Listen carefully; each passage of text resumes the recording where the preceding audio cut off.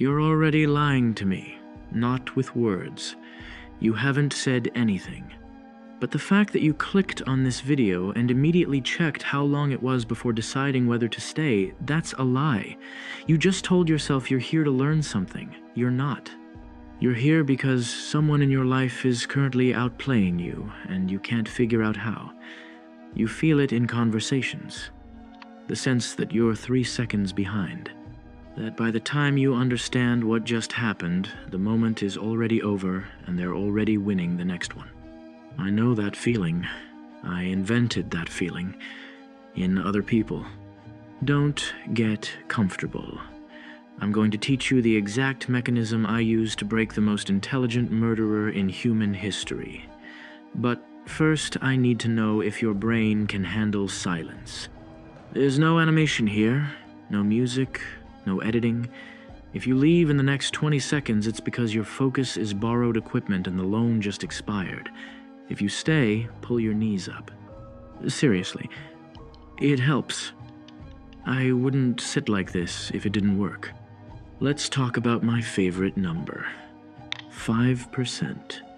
When I told Light Yagami I suspected him at 5%, most people assumed I was uncertain. This is why most people would be dead within a week of playing this game. I was 99% sure from the moment he reacted to the Lindell Taylor broadcast. The 5% was never a confession of doubt. It was a key designed to unlock a very specific door inside his psychology. Here's the door. I need you to understand this because you're going to use it tomorrow. Human beings have a flaw so predictable it might as well be a line of code. I call it the correction impulse. When you tell someone you are 100% certain they're lying, their entire system locks down. Walls go up, performance becomes flawless, survival mode activates, and survival mode doesn't leak data. But when you tell someone you're only 5% suspicious, you've just handed them something irresistible, the feeling of winning. They think the gap is tiny. They think all they need to do is clear that small sliver of doubt and they're free. So they relax, they start helping, they offer information you didn't ask for. They provide alibis for questions that haven't been asked yet. They overperform innocence. And that overperformance is the only data point I ever needed. Stop. I need you to check something about yourself right now. Think of the last time someone casually doubted you, not attacked you, just raised a small question about something you said or did. What happened inside your chest? Did you shrug it off? Or did you spend the next 10 minutes building a case for why they were wrong in your head, to yourself, for an audience of no one? If you built the case, then you just demonstrated the correction impulse on yourself. You just showed me, and more importantly showed yourself, that a 5% doubt from the right person can hijack your entire processing power. Now, imagine what someone who understands this can do to you deliberately. And that's what I did to Light for months. I never accused him. I never cornered him. I just placed tiny weights on the structure of his confidence and watched which beams started to creak. Here's the practical version, the one you'll use in your actual life. Next time you suspect someone is hiding something, do not confront them. Do the opposite. Make a small, deliberate mistake about a detail connected to what you suspect. Frame it as your own error.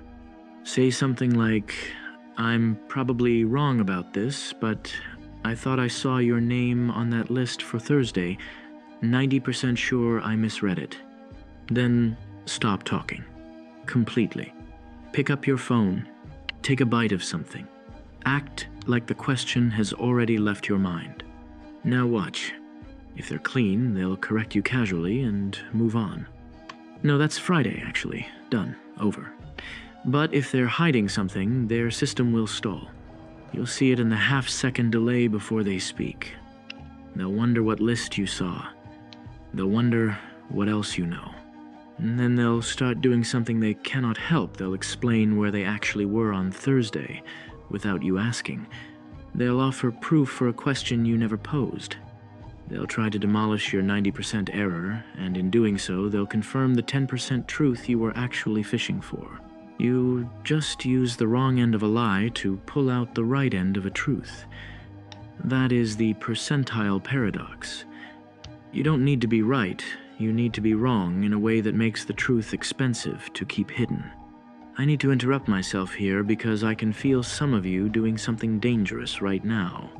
You're already mentally selecting a target. Someone flashed through your mind, a friend, a coworker, a partner, and you're planning to test this on them. That impulse, that rush of strategic hunger is useful, but I need to redirect it before it gets you caught. The technique only works if your delivery is boring. The moment your voice carries even a trace of accusation, the other person's defenses activate and you get nothing. You need to sound like you genuinely don't care about the answer. Like you're mentioning the weather. Like the question is already forgotten before you finish asking it. Light Yagami was the most intelligent person I ever audited, and even he couldn't resist the correction impulse when it was delivered inside a wrapper of casual indifference. Your targets are not Light Yagami. Calibrate accordingly. Now, let me show you the layer underneath this. The one most people don't see because they're too excited about the technique to notice the infrastructure. When I sit in a room with someone, I am not listening to their words. Words are the most manipulated data stream in any human interaction. People lie with language the way they breathe, constantly and without effort. I listen for density. When someone is telling the truth, their information is lean, efficient. They give you what you asked for and stop. When someone is lying, their information bloats. Details multiply. Timestamps appear. Specificity increases in areas you didn't ask about and decreases in areas you did. The ratio between what you requested and what they delivered is the only metric that matters. If you asked a 2-sentence question and got a 4-paragraph answer, then somewhere in those extra 2 paragraphs is the thing they're trying to bury under the weight of everything else. Count the sentences. Literally count them. When the output exceeds the input by more than double, the system is leaking. Now, here's something I need you to hear that isn't about technique. Most people who learn this framework go through a phase where every conversation becomes an audit. Every friendship becomes a dataset. Every interaction becomes a puzzle they're trying to solve, instead of a moment they're trying to have. I know because I lived in that phase. I'm still in that phase. It's the only room I've ever known. I have no friends. That is not a dramatic statement. It is a system status report. When you see every person as a variable, you lose the ability to see them as a person. When you can predict what someone will say before they say it, the conversation dies before it starts. When you can identify every lie in real time, trust becomes impossible because you realize how often the people you care about bend the truth, not maliciously, not even consciously, just to keep the social system running smoothly. Most lies aren't attacks, they're lubricant. And once you see them, you can't unfeel the friction of a world that runs on small dishonesty. I sit in dark rooms eating cake, not because sugar helps me think. It does. But mostly because sweetness is the last sensory experience that doesn't require me to analyze another human being. It's the only input that doesn't come with a data stream attached. So here is my honest audit of this audit. Learn the percentile paradox, use the correction impulse, read the density. These are real tools and they work, and they will change how you navigate every room you walk into. What you see will change how you hear every conversation for the rest of your life.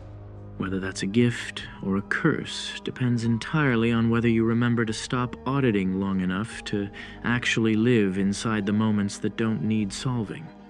Some things aren't puzzles. Some things are just real. I never learned that. You still can. Terminal offline.